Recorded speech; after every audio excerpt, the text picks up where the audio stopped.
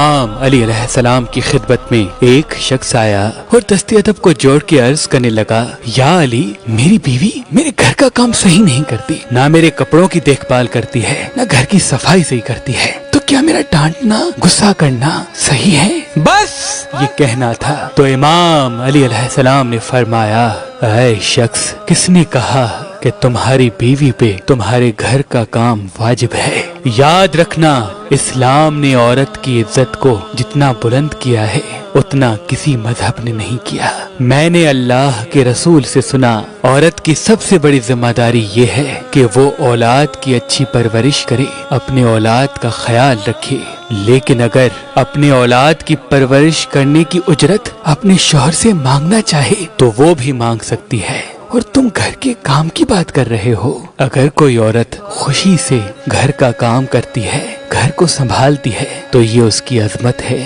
اس کا بڑپن ہے، اس کا شکریہ ادا کیا کرو، اس کا احترام کیا کرو۔ میں نے اللہ کے رسول سے سنا کہ جس وقت عورت اپنے گھر کا کام کرتی ہے اس وقت اللہ اپنے فرشتوں کو زمین پہ بھیجتا ہے اور کہتا ہے کہ جب تک یہ عورت گھر کا کام کرتی رہے اس کے لیے عبادت کرتے رہو، اور وہ پورا وقت جو عورت گھر کے کام میں لگاتی ہے وہ اس کی عبادت میں شامل ہو جاتا ہے۔ یہ عورت کی عظمت ہے کہ وہ تمہارے گھر کو جنت بناتی ہے، تمہارے بچوں کو عظیم انسان بناتی ہے۔ لیکن اگر کوئی انسان عورت پہ ظلم کرے اور بار بار گھر کے کام کی وجہ سے اسے ٹوکتا رہے، اس پہ ظلم کرتا رہے، تو روز محشر اللہ اس انسان کو گدھے کی شکل میں اٹھائے گا اور دوزخ کا ایک دروازہ ان لوگوں کے لیے کھولا جائے گا، اور یہ کہا جائے گا کہ یہ وہ انسان ہیں جنہوں نے اپنی ہی عورتوں پہ ظلم کیا، ان کو حقیر سمجھا، ان کو غلام بنایا۔